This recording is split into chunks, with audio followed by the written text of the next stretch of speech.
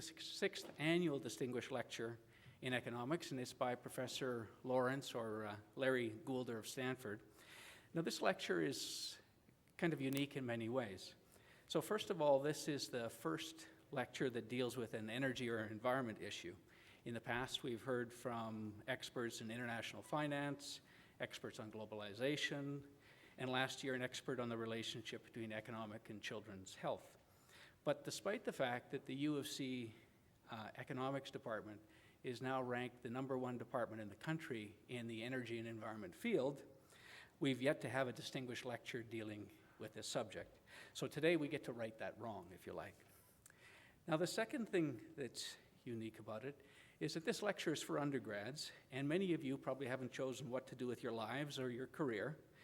And part of the reason we host these lectures is to let undergraduates hear talks from leading figures in economics and to give them an idea of just how broad the field of economics is.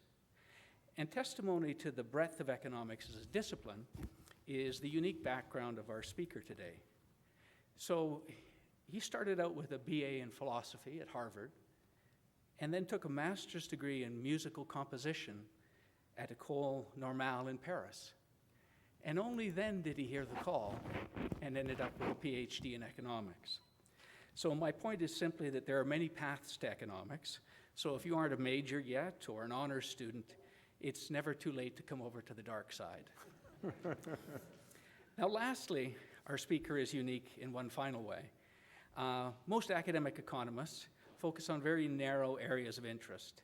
Some are pure theorists who rarely confront or contribute to policy debates, and others typically just apply the knowledge created by others to inform government in the hopes of better policy decisions.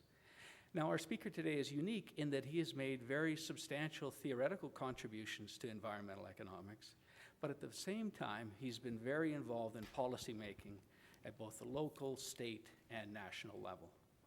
So for all of these reasons, I'm very happy to welcome to Calgary Professor Larry Goulder.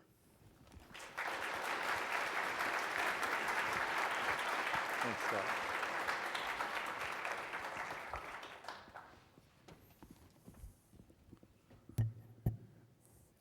Well, thanks very much, Scott, for that introduction. Much appreciated. This is my second trip to Calgary. I came about 6 years ago and gave a talk and very much enjoyed meeting colleagues here and talking with students. It's been a pleasure being here today as well. And one thing I really am amazed by is the number of faculty that are working on environmental issues within the economics department and elsewhere in the university, but especially the number of environment-related economists here. I'm at Stanford, and I'm the only environmental economist in my department, although there are some colleagues who are in other fields that do work that touches on in the environment. So you have the luxury of having a real critical mass, and I think that's really impressive. Well, when you see from the title, the word confronting climate change, it kind of presumes that confronting climate change is a good idea or that it's necessary. I think the first thing we might do here is to think about three lines of argument that could be put forth to say that confronting isn't such a good idea. One is that climate change really isn't occurring. It turns out, though, the evidence is now overwhelming that we are experiencing climate change. There's been an acceleration in global average surface temperature since the 1950s, and especially since 1975. The measurements are reliable.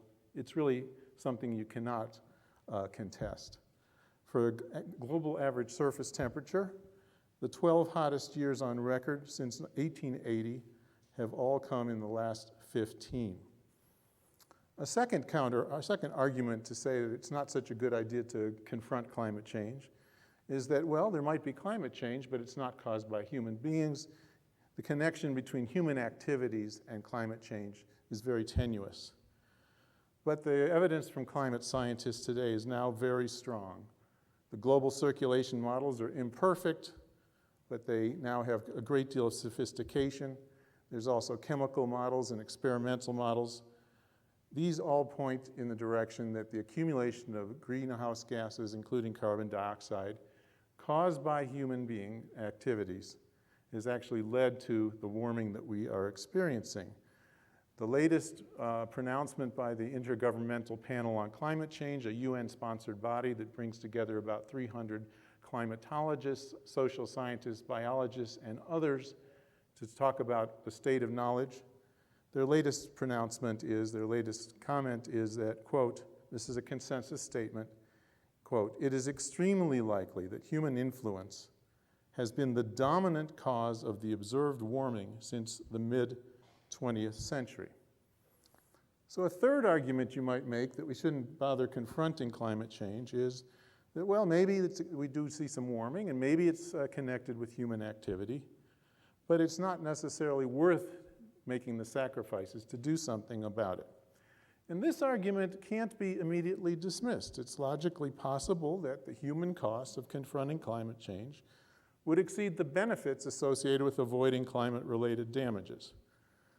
Now, this is where economists do have something to say. We largely defer to the atmospheric physicists on the first two issues. But on this one, I think economists have a lot to say. And do I have a clicker? Oh, the mouse, okay. Now I'm glad I'm hooked up. Can you hear me? Okay, good. So I'm going to throw a supply and demand diagram at you. And this is sort of the textbook analysis of the implications of environmental damage or of externalities for the way markets perform. Say this is the market for cement. And there's a marginal private cost of supplying cement, as you see on the graph. And there's the demand for cement. In the absence of intervention, the equilibrium would be at the quantity given by Q0. But in the production of cement, there are greenhouse gas emissions associated with it, which implies some external damages, which in turn implies that the marginal social cost exceeds the marginal private cost. And this means for all the production of cement beyond level Q1, the incremental cost to society, given by the marginal social cost curve, exceeds the marginal benefit to society or demand. So what public policy can do, in principle, either through a regulation that would somehow reduce the quantity of cement produced to Q1, or through, for example, a tax on the externality, given by the dashed red line, that reduces the equilibrium, moves the equilibrium to Q1. And importantly, what that means is you avoid that excess cost above the value or demand as you go beyond Q1 to Q0. And this area A is the net benefit. Importantly, the area A says that there is a net benefit. There's certainly going to be some costs involved, but the value gained in terms of avoided resource use and the avoided environmental damage exceeds the cost. Very simple. It says there's a market failure. The market failure means the gains exceed the losses. That's the definition. It directly rejects the notion that doing something isn't worth it, provided we approach this with reasonable policy measures, don't set the tax too high, don't set the constraint too stringently. Very simple, very powerful. And it's broad sweeping. It applies in other contexts besides the environment, besides the global climate change context. It applies, for example, to local pollution. It says if you introduce the regulation appropriately to the externality involved, the economic sacrifices will be less than the overall gains in terms of the avoided damage from pollution and other costs. It applies to urban congestion. If you price the congestion externality, the value of the time saved by reducing congestion will exceed the cost of the tax. It applies in the fisheries context. It means that if you can deal with the fisheries-related externality, namely the fact that when in a common pool, any fisherman takes away a fish, it raises the overall cost of fishing to others by lowering the stock. If you apply a tax or a set of licenses, or an ITQ to that situation, the cost involved will be less than the value created by making the cost of fishing less because you're preserving the stock of fish. So what economists say, the lesson here is loud and clear. Price the externality. In the climate change context, Emissions pricing, the methods that are usually focused on by economists are either a carbon tax, which is a price introduced through a tax, or cap and trade, which effectively prices emissions because the permits or the allowances will end up commanding a price as well. And there's some good news here. This has been done in some countries or states or provinces. For example, carbon taxes have been introduced in Sweden and Finland, Norway, Great Britain, and in British Columbia. Cap and trade has been introduced as part of the Kyoto Protocol. It's under the European Union's emissions trading scheme. It's been introduced in New Zealand, in my state of California, along several states in the eastern US in a coordinated program. That's all good news. But my feeling is it's beginning to look like too little. There's a significant risk, according to the scientists, of significant continued damage from climate change if we do not introduce more stringent policies or broader policies. In other words, other more costly measures to reduce emissions are important. Either we aren't, those bodies that have introduced measures need to introduce more stringent ones.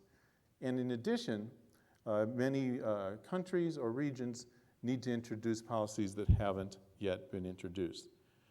Yet there remains a great deal of opposition, inadequate use, and inadequate control. So in this talk, what I really want to do is focus on why there's only limited adoption of those policies that economists are saying would have created net benefits. And what can we do to overcome that opposition? One source of opposition is unfairness. It is the case that there are many that are worried that a carbon tax or cap and trade will disproportionately hurt low-income or disadvantaged communities. It'll put an unfair burden on those households. Another issue is special interests. You might claim that, yeah, the public in general recognizes that these policies would be beneficial, but special interests have dominated the political landscape and have therefore prevented implementation. A third issue is environmental ineffectiveness. The state of California, for example, if it goes ahead of the rest of the US nation in terms of climate policy, it could succeed in raising costs for that state and cause firms to migrate out of the state. Yes, that will have the advantage of reducing emissions in California, but it means the emissions will now just be relocated to other parts of the country or other parts of the world, no effect on global emissions. A related question is the harm to international competitiveness. There's a concern that as long as we don't have a global climate policy, those regions or provinces that do introduce policies will be put at a disadvantage. The firms, import-competing firms and export-oriented firms, will be at a serious disadvantage. The US Congress years ago was unwilling to ratify the Kyoto Protocol based in part on competitiveness concerns. They thought it would be inappropriate for the US to introduce rigorous climate policy if developing countries weren't willing to go on board. And finally, you could argue that there's just a lack of understanding or awareness of the issue by the public. Economists can say all that they want. If the public doesn't recognize these net benefits, they won't get behind it politically. Where is the public on this? Well, on the one hand, you have folks like Sir Nicholas Stern, who introduced the well-known Stern Review of climate. He argued that global climate change is the biggest market failure the world has ever seen. At the same time in the US, we have others, such as James Inhofe, Republican senator from Oklahoma, who argues that global warming is the greatest hoax ever perpetrated on the American people. Where does the public stand on this? Well, the Pew Center on Climate Change, Pew Research Center, recently took a poll. And what you can see from this poll is that Right now, around, according to the poll, I think it's around 67% of Americans do believe that the Earth is warming. That's a little bit less than was the case around 2006. What about in Canada? Well, here's something that comes from a recent Canadian survey that shows, for example, in 2013, that 81% of Canadians would respond affirmatively to the question, from what you have read and heard, is there solid evidence that the average temperature on Earth has been getting warmer over the past 4 decades? Now, in many ways, we might want to take comfort from this result that 81% of Canadians and some 70% of Americans, of US residents, would say that there is warming. But to say there is warming is kind of weak support in a way. There's a question also of whether in the United States, for example, the public believes that humans are connected to that humans are part of the cause of that, and presumably could also be part of the solution. Well, in that case, the evidence, the information is a little bit less encouraging. The latest Pew poll indicates that 44% of Americans believe that climate change is primarily due to human activity, less than half. And I think it doesn't help that the news media, at least in the US, are splintered in the sense that we have now, because of wonders of technology, each of us can access thousands, really, of media sources, and we can select for whatever source reinforces our preconceived views. And so if you're already of a doubter on climate change, you can find a source that will reinforce your doubts. There's less of a meeting of the minds. So I think that there still is a real issue in terms of getting the public on board, and that's a problem. So I'm going to suggest to you all that we need to overcome these obstacles that I just described, the issue of unfairness, special interests, environmental ineffectiveness, harm to competitiveness, lack of awareness or understanding by the public, if we're going to go further. And the scientists now tell us that under business as usual, if we don't go further, there's a significant risk of the breaking of the polar ice caps, of a reversal of the thermohaline current, which could bring an ice age to much of Western Europe, or more generally that we would exceed a temperature increase of 2 degrees from where we are now, which they claim at that point we will have very, very serious damages from the change in climate. So how do you overcome these sorts of obstacles? Let me offer a brief aside. Up to now, I've just referred to cap and trade and carbon taxes, that is, 2 forms of emissions pricing, as the way to go. But I want to at least comment on that assumption for the moment. Why not focus on other approaches like appliance standards, other efficiency standards, tighter controls on mileage per gallon or kilometers per gallon for cars, mandated production technologies?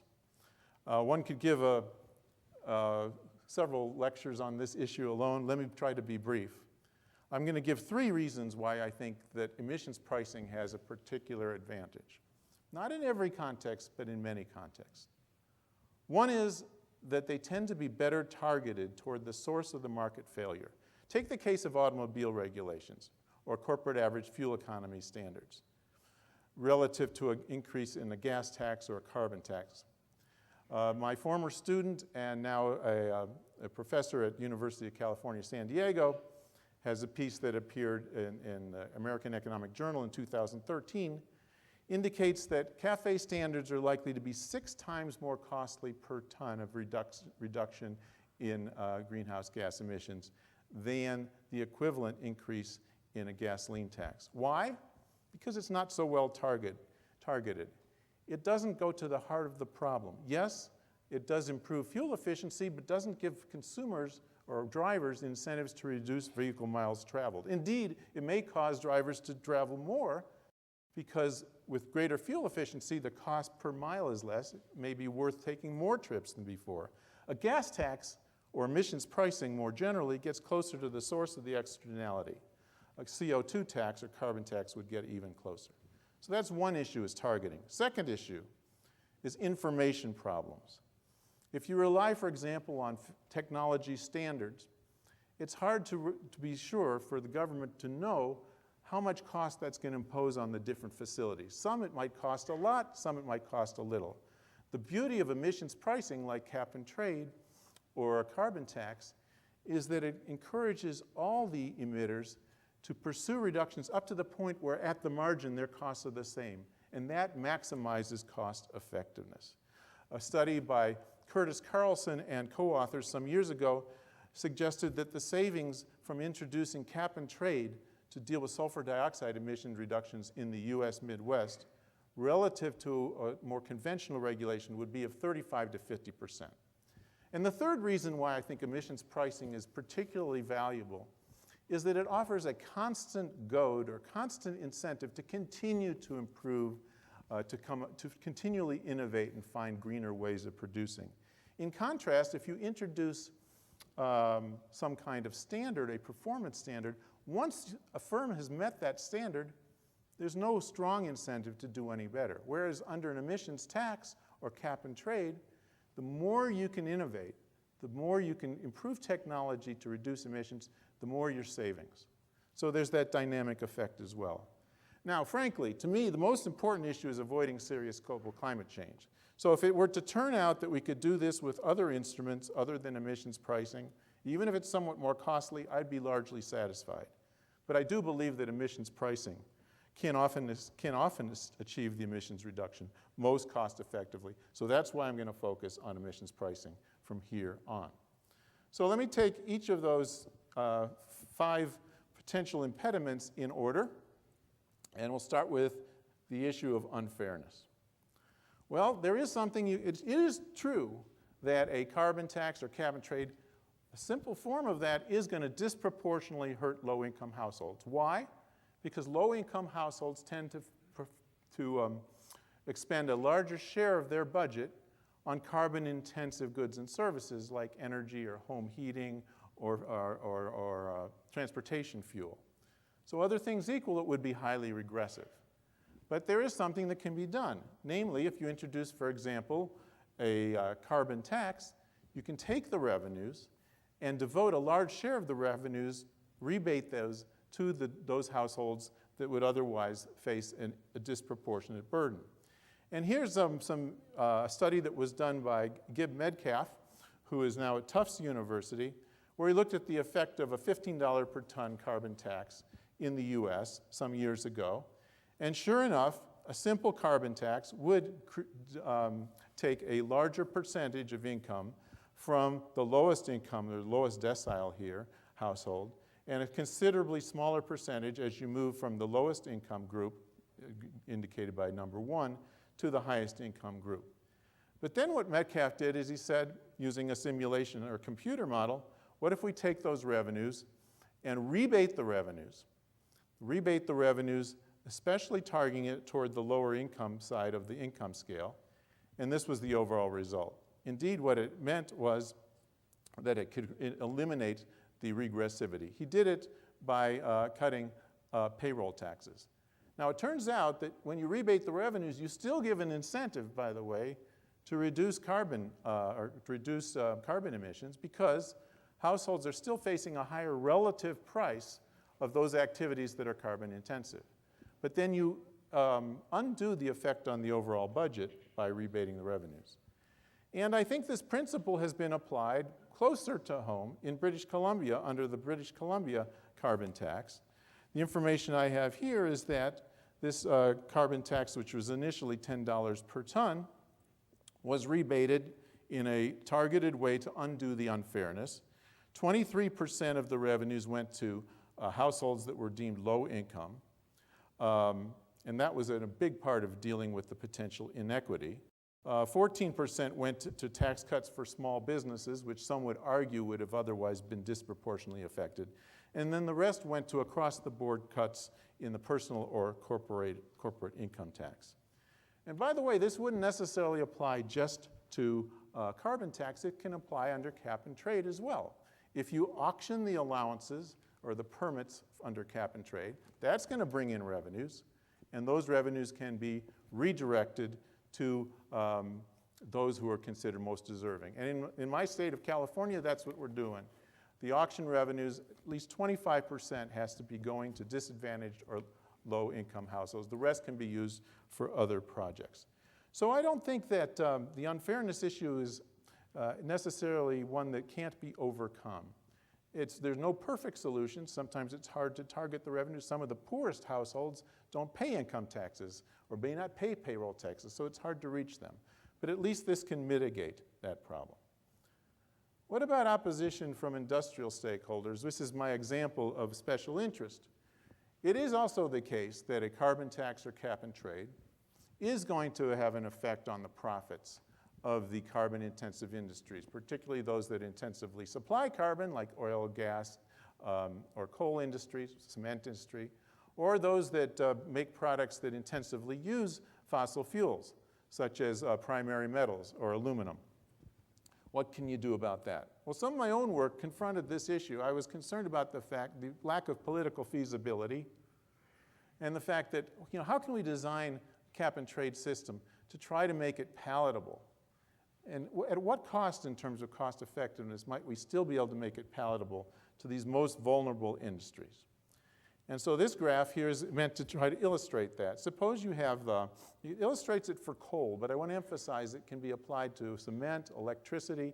It can be applied to fossil fuel industries, suppliers, as well as users of fossil fuels. But I think the simplest demonstration can be done in the case of coal. So here we go.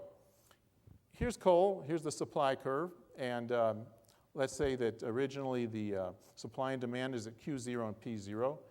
But because of concerns about climate change, we want to restrict emissions of, I want to put a fixed supply of allowances or cap and trade permits.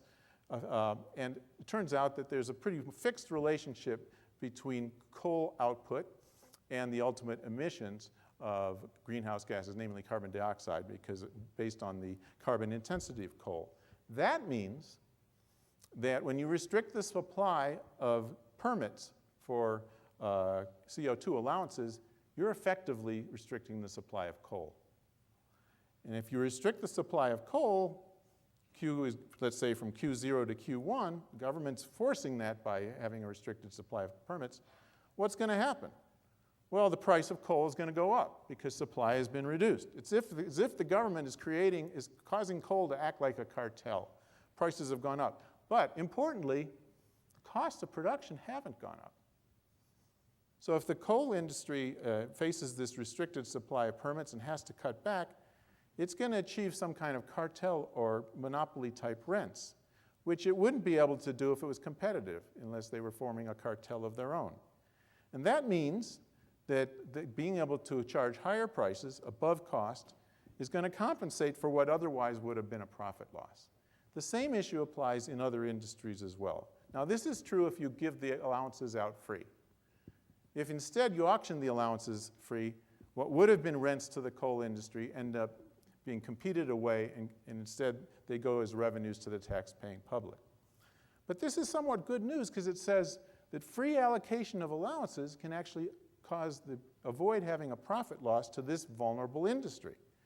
And I had a paper a few years ago that looked at this using a computer model, and I'm not going to go through all the elements on this slide, but let's first take a look at what happens, and this is the case of a cap and trade system where you reduced, there's a reduction in emissions of about 20%.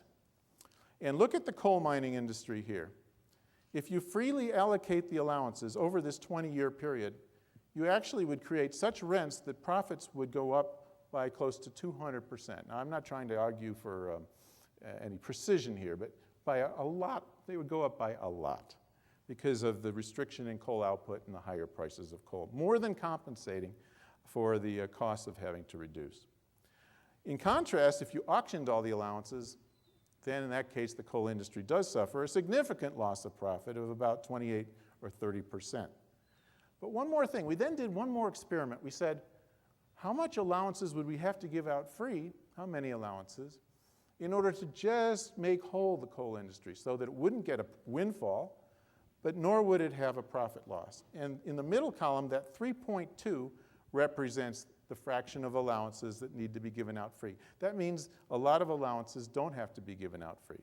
And for the economy as a whole, we found that the overall total of allowances that need to be given out free to prevent a profit loss in those industries listed, the most vulnerable ones, was less than 15%.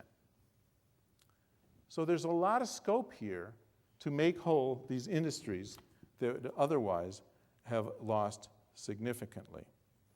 And I want to make a qualification. There's other issues here. This is no guarantee of political success, but at least it can help promote political feasibility. Only a small fraction of the allowances need to be given out free to protect profits, and there's therefore a small sacrifice of cost effectiveness, because when you can use the rest of the revenue to do things like cut existing distortionary taxes, you can make the policy even cheaper. Now, in practice, what has been done? In the European Union emissions trading scheme, when they started out in phase 1, they gave all the allowances out free to electric power plants. At that time, I had a paper with a close colleague, Lons Bovenberg, that suggested that that was just going to create windfalls. Many might have regarded that as just some arcane idea by some economists. Turns out the evidence is it did create significant windfalls. The EU ETS, they perhaps would have done this anyway, is now moving toward auctioning more of the allowances, not giving so many allowances out free. In California, under AB 32, the Global Warming Solutions Act, that was introduced in 2006, most of the allowances were given out free initially, 85%, but they are moving toward auctioning the allowances, again, partly out of concern about windfalls. And this is good news because it leaves lots of potential revenues from an auction that can be used for other purposes. In California, for example, the auction revenues in 2013 alone, and that's when only 15% of the allowances are auctioned, would be $1 billion in revenues, or about 1% of the state budget. So this is a potential revenue source that's consistent with making the economy more efficient, that is consistent with emissions pricing. Okay, so now some of you might say, well, wait a minute. Should we really be willing to go this route and pay off some of these industries if, for example, it's going to reduce cost effectiveness? Auctioning turns out to be 100% auctioning is most cost effective. My feeling here is half a loaf is better than none. Certainly it would not be cost effective if we never get a policy in place. If this is what you need for political feasibility, it might be worth the sacrifice. Others might be uneasy in saying, should we be giving these polluters a break? You know, shouldn't they have to be paying the entire freight here? Because when you actually give the allowances off free, you're transferring some of the cost to the tax-paying public. Well, my response to this is yes, it is redistributing the burden from producers to the rest of the tax-paying public. But I think to some extent, consumers are also responsible for the problem of climate change by virtue of the fact that they purchase carbon-intensive goods and services. So in that sense, I don't think it's morally problematic to give producers and stockholders somewhat of a break. But opinions may differ, and we can perhaps hear other opinions during the question and answer period. The third area I want to refer to, oh, by the way, one thing I forgot to mention. This same issue, the same advantage can be exploited under a carbon tax, although you rarely hear this. If analogously to giving out some of the allowances free under cap and trade, we have a carbon tax system in which essentially there's an exemption or freedom from the carbon tax for some fraction of the emissions. That creates the same rents that we saw under cap and trade. So there are ways of introducing a carbon tax that would not cause a profit loss to the most vulnerable industries. It would have to require some inframarginal exemptions. The third issue in my list of 5 is whether local policies will be environmentally effective. This relates to the so-called leakage problem. And let me give you an example of how that problem arises in California. California's cap and trade system and its other environmental policies are going to raise the cost of generation of electricity in California. California originally has imported about half of its electric power from out of state. So at first blush, what could happen here is that the higher cost of generated electricity in California will just lead the utilities to decide to shift their demands away from California and to import more electricity from outside sources. thereby escaping the regulations. Now that means, again, that emissions in California will go down because there's less generated electricity from there, but it would just be relocated elsewhere. How do you undo that? What California does is that it includes imported emissions, whatever they can try to estimate as the imported emissions from imported electricity, in the cap-and-trade system. So that if an electric utility, this basically makes the imports and the domestically generated electricity on a par with one another. Now, that's not easy. It's not perfect. One thing is that electrons are about as mobile an entity as you can imagine. They come from all sources outside of the state and in-state, and they all enter one grid in one big pool. So it's very, very, very difficult, virtually impossible to know at the margin when California imports one more unit of electricity from outside of the state, whether that was produced by those electrons come from a dirty producer, the coal-fired producer, say, or from wind power, which is cleaner. So California has to compromise on that by assuming some average emissions intensity, which isn't perfect, but it gets you there partly. And another problem, and I won't have time to get into in detail, is the issue of contract reshuffling, which is that outside of the state, say in the state of Utah, if a firm owns both a clean generator and a dirty generator, originally the dirty generator is providing electricity to California, it can just recontract and instead let the clean generator that it owns supply to California and have its dirty generator supply in the state outside. So there really is no change in production at all. It's just a change in contracts, and that's a serious way of getting that is a serious problem in that it can avoid the intent of the regulation. And California is struggling now to deal with that problem. Fourth in my list of 5, how can threats to international competitiveness be subdued? In a way, the problem arises because we don't have what many would think is ideal, which is a global climate policy. If all countries and regions were pursuing climate change policy together, the playing field would be much more level. We wouldn't have to worry about threats to competitiveness. But that's not the world we live in, and the question is what to do in this world where we have more localized policies and an uneven playing field. And to help import competing industries, which otherwise you might worry that they would be put at a disadvantage, what you should not do, some have argued that you should just give extra under cap and trade allowances or tax exemptions to firms that are import competing. If it's done on an exogenous basis, that really doesn't help because it doesn't reduce their marginal cost of supply. It doesn't help keep their prices down. Prices under economics are determined at the margin. What to do, I say these are better options, but none is perfect. One is border taxes. The problem there is it might invite retaliation, and some are concerned that it could violate rules under the WTO. Another option, which I think is more promising and which California is going to vis-a-vis the rest of the US, is what's called output-based free allowance allocation. In this case, what you have is effectively a combination of an emissions price, which helps assure that the firms are producing at the appropriate emissions intensity, and a marginal subsidy to output to these firms, which helps keep their output prices down. So this is a nice combination that helps avoid a disadvantage on international markets while helping assure that those firms continue to reduce the emissions intensity of production. What about exporters? Well, in principle, you can exempt the emissions associated with the production of exports so that exporters are not put at a disadvantage in terms of their sales to the broader international market.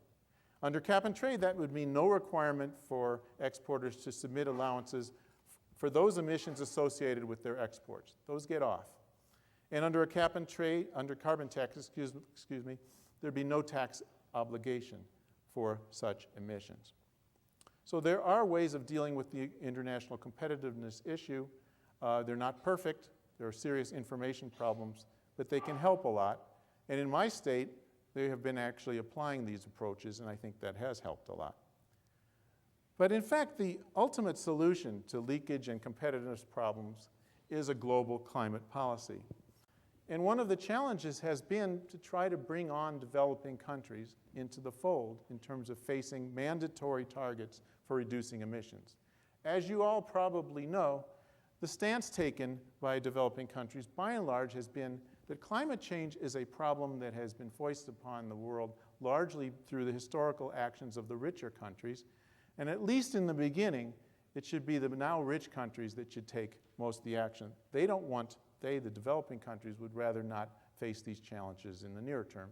They also mentioned that they have less able to afford taking action. So in that situation, the inability to bring the developing countries on under anything mandatory, what we have is something called the Clean Development Mechanism under the Kyoto Protocol, which is a mechanism which says that an entity in one of the industrialized countries, if it is deemed to finance a project, if it finances a project in a developing country which can be deemed to have reduced emissions relative to what would otherwise be the case in the developing country, it gets credit for an emissions reduction just as if that entity in the industrialized country had reduced emissions out of its own smokestack. So this is kind of beneficial to all parties. It gives the industrialized country entity more scope for finding ways to meet the regulations. And in addition, the developing country finds it attractive because it's a way of promoting more investment in green technologies or ways of reducing emissions. Sounds very good. There's one significant disadvantage or problem associated with this clean development mechanism, and that is determining whether a project that is financed is one that is only being financed, is a project that would not otherwise have been undertaken. Because if it would otherwise have been undertaken without this financing, then emissions would have gone down anyway, and in fact, the CDM project hasn't really reduced emissions relative to baseline. This is the so-called additionality problem. There's no easy way out of this problem, but I will say it is a problem. One of my colleagues at Stanford Law School, named Michael Wara, has done some research on this, and he suggests that a big share, in fact, over 50% of the CDM-approved projects in China are ones that would have been undertaken anyway without the CDM, and thus there's no net reduction in greenhouse gas emissions as a result of CDM. So that's a problem. Some have used CDM is an example of offsets, and some have used the problem of additionality associated with offset as an argument against cap and trade. I want to suggest to you it's not an inherent problem of cap and trade. If you don't like offsets or CDM, then don't include it. You can have a cap and trade without offsets. Symmetrically, you can apply offsets also to carbon taxes. If you like offsets, you can have a carbon tax scheme accompanied with offsets. So I think the issue of offsets is largely independent or separable from the issue of cap and trade. I want to recommend an alternative approach which several researchers, including Jeffrey Frankel of the Harvard Kennedy School, has suggested for trying to bring about developing country participation. And you'll be happy to know this is the last graph we're going to look at today. Let's think about how this could be applied to China. Here's China's emissions on the horizontal axis. And on the E0 is the level of emissions under business as usual. And that slanted line going as it slants upward from right to left is the marginal cost of reducing emissions. Suppose we were to, under the Kyoto Protocol, China were given a generous allocation of allowances given by the letter A, which is still less than its business as usual or baseline emissions. But it's generous in the sense that at the international allowance price, China could now sell its allowances, reduce its emissions to E star. It would gain revenues over and above its marginal abatement costs. That net revenue gain would be the blue region, which exceeds the cost that the net cost of abatement given by the red. That is to say, by being a net seller of allowances, China makes out ahead by reducing its emissions. Other countries could do this too. So this is a way of, with emissions pricing, inducing countries to partake in the international system. Okay, in the last 5 minutes, I want to introduce one broader consideration. I've suggested that emissions pricing has some advantages over conventional regulation, but I certainly don't mean to say it's the only instrument that is useful for dealing with climate change. There's also a role for direct promotion of research to new technologies. And I want to suggest that by this slide. There really are more than one market failure here. There's more than one. One I've been focusing on up to now is the emissions market failure. From the externality from fossil fuel use, the greenhouse gases associated with that. And that implies that in the absence of some kind of policy, the prices of fossil fuels or other greenhouse gas emitting activities are below social cost. And there's an excess reliance, for example, on fossil fuels. But there's another market failure that deserves attention, and namely that's the innovation market failure. And it stems from the fact that an entrepreneur or inventor that comes up with a new invention, he or she is going to get some return from that, presumably. But the social return will be beyond that because a lot of the knowledge that was generated here can't be entirely appropriated by the inventor. It spills over to others. So others get some reward as well. And that means that the incentive to the innovator is below the full social value. And that suggests there's insufficient, from a social point of view or efficiency point of view, incentive for private research and development. And a way to deal with these two market failures is to use two instruments, one to address each externality. We've talked about emissions pricing already to address the former. Direct technology policies such as subsidies to R&D can address the latter. So this is to suggest that emissions pricing, although I very much favor it and think it can overcome a number of these obstacles, is not the only approach that one might take, that it's good to complement that with direct technology policies. An earlier paper of mine with Stephen Schneider, who's a wonderful climatologist who unfortunately passed away a few years ago, we did in a computer model, we found that you could reduce the cost of achieving a 30% reduction in CO2 emissions in the US by about 40% if you combine these two approaches rather than relied on emissions pricing alone. Okay. So, to conclude, what I suggested that economists have a lot to say to counter the argument that it isn't worth it. That in fact, there's strong theory and some empirical evidence to indicate that doing more, that addressing the externality head on and broadly is that which would give net gains. And I also suggested that there are several obstacles to that. One being potential unfairness. I think that can be overcome to some degree through revenue recycling, either under cap and trade or under a carbon tax. That to some degree one can deal with special interests through the free allocation of emissions allowances or under a carbon tax through the exempting of inframarginal emissions. That environmental ineffectiveness can partly be offset by having imports be accounted for, the emissions intensity of imports be accounted for in the cap and trade system, and similarly under a carbon tax. That competitiveness problems, they are very real, but they can be addressed partly through something like output-based updating to import competing firms or through exemptions for exports. And that more broadly, we can deal with the competitiveness problem through something like I suggested for China, which involves offering a generous allocation of allowances, but still one, yes, less than business as usual allowances, which would give China and other developing countries an incentive actually to do better under a cap and trade system than they would in the absence of signing on. And finally, there's the issue of lack of awareness or understanding by the public. And here I have to confess, I don't think economists per se have a lot to offer, and I can't think of a way of designing an emissions pricing scheme that would add to understanding. I think this is a fundamental problem that partly related to the way we get our news, and if anyone in the audience has any solution to this, I'd be glad to hear it. Thank you very much.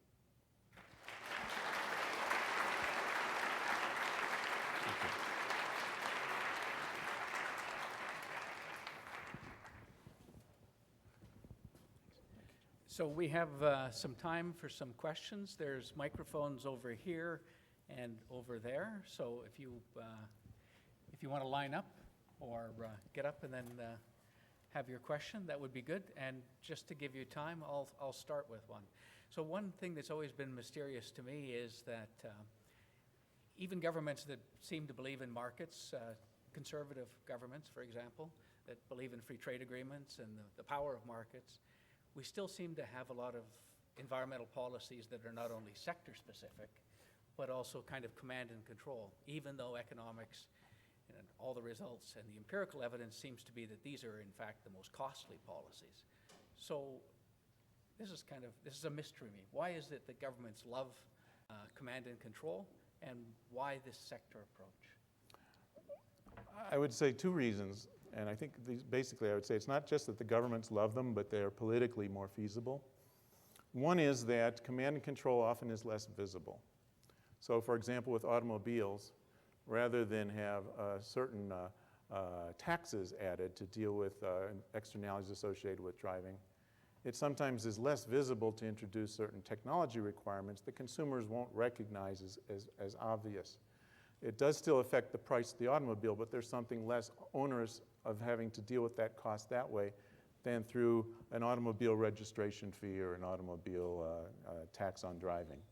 So I think that's one reason. There's a second, I think, reason that again relates to the politics, and that is economic analysis can show that technology standards, if we normalize it by saying it will reduce emissions by the same amount as, say, the equivalent emissions pricing scheme, are actually put less of a burden on the facility or the firm than would the emissions tax.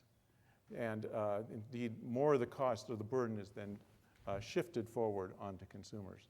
And the intuition for that is this: if you have an emissions tax, you not only face the cost of reducing emissions, it's somewhat costly to install a new technology or a greener boiler or whatever, but then you're also taxed for whatever emissions remain. In contrast, if the government just requires you to install this new technology, same technology, or to purchase this greener boiler, that's going to be a cost, yes, but then you don't end up having to pay anything more than that. So for that reason, the firms are actually facing less of a burden. The smaller share of the overall economic burden is imposed on firms under a mandated technology than under an emissions pricing scheme.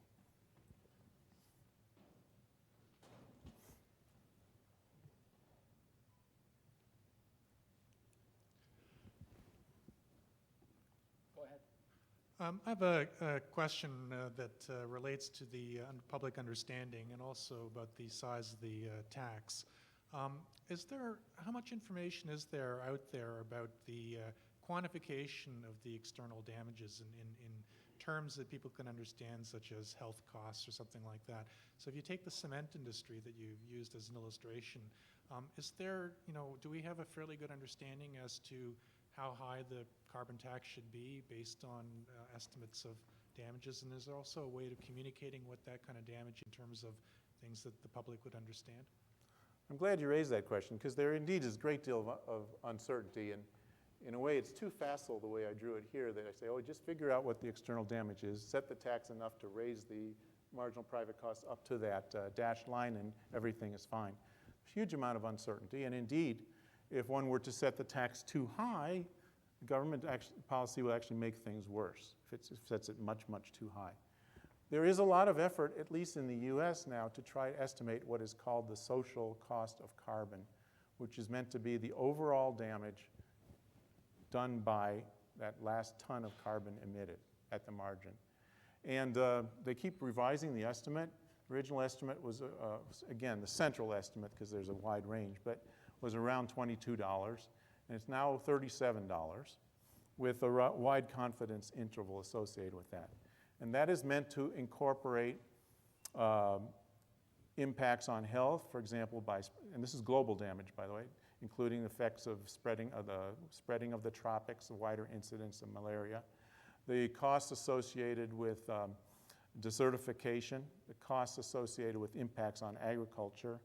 It's also meant to include potential costs associated with having sea level rise and having to relocate capital. Each element of this, there's a lot of uncertainty associated with it, and when you add it all together, there's a great deal of uncertainty. But that's about the best that folks have been able to come up with up to now, and it's an active area and I think an important area of research. First off, thanks so much, Larry, for coming all the way from Stanford to present to us. I really appreciated that lecture. I was just wondering in regards to sort of the issue with international competitiveness, do you think frameworks and policies such as the ISO 14000, maybe more stringent versions of that, would sort of level the playing field for the companies, and do you think that could present itself as a solution towards that issue? Which framework were you referring to? The ISO 14000. I'm not familiar with it. Okay, it's the International Standards Organizations. So implying a set of technology standards. Yeah, it's similar, but also environmental standards as well. I see. Well, obviously, I'm not able to comment authoritatively on it. I know my colleague a colleague, Scott Barrett, from Columbia University, has been pushing for that kind of approach, feeling that there's more of a chance for international coordination under a standards approach than under the Kyoto Protocol type approach, which involves emissions pricing. But that's about all I could say about it right now. Right. Thank you very much. Sure. I'd like to ask if you could comment on the appropriateness of a carbon tax for something like GHG emissions versus a cap and trade system, which got applied by South Coast originally in terms of SOx, NOx, and the bubble that they designed. So if you could just focus for a second on which is more appropriate for a very vaporous and worldwide climate impact air pollutant, and something that has a criteria air pollutant that might be more closely identified with certain industries. Very glad you asked that question. I think that's a very important question.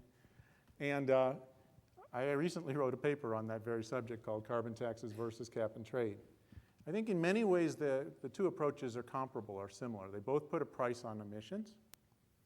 The issue of offsets, I think, is largely not discriminating between the two. They each offer a lot of potential for cost effectiveness. I think the main, let's say, the soft underbelly of cap and trade, in my view, is that it leaves uncertain the prices of emissions of allowances. What is certain under cap and trade is the quantity of emissions that's allowed. That's given by the overall cap. The situation is just the reverse under a carbon tax. Under a carbon tax, once the carbon tax rate has been set, and that's known, then the price of allowances or price of emissions is known, but what is uncertain is how much emissions will end up being. So it's a question of which you consider the greater evil, uncertainty about the price under cap and trade, or uncertainty about the quantity of emissions under a carbon tax. And in my view, it's the price uncertainty that's a little worse. So that would argue, therefore, in favor of a carbon tax. The reason being, we've already experienced considerable price fluctuations in the South Coast Air Quality Management District, for example, back in the year 2000 during the time of the California energy crisis. We also have seen a fair amount in the European Union's emissions trading scheme. And I think that leads to macroeconomic dislocations. It also creates uncertainty to investors in green technologies if they don't know, what really they have to compete against in terms of the cost to conventional technologies. So if I were the environmental czar, I would push for a carbon tax over cap and trade. Some have said that cap and trade is much better because it doesn't cost as much to firms as a carbon tax, which is a tax. But equivalently structured, I think they have the same distributional implications. I think the real issue, the most important issue, is uncertainty. Having said that, I think either form of emissions pricing, if broadly used, is a major step forward, and I'd be happy with either. But if I had to quibble, I would say I would go for the carbon tax. Okay, we have time for one last question. Go ahead. Okay. I was going to be greedy and ask two questions, but I'll ask one question. Do you think that there's some kind of point of no return where no matter what action we take, we're still going to incur serious damages from climate change? Yeah, as an economist, I don't have any expertise on that, but I can only recite to you what climatologists have been telling us.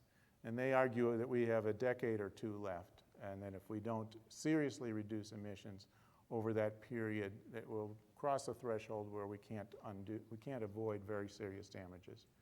So I am persuaded by the idea that time is short, And I hope that the political systems of the world are up to the task in the near term. Well, on that upbeat note, I'll mention that there is our social event at the reception down one floor for graduate students, faculty, members of the public. I'd love to invite all you undergrads. We'll work on that. We just don't have the budget for it. And the last thing we've got left then is to thank Larry Goulder. Thank you very much. Thank you.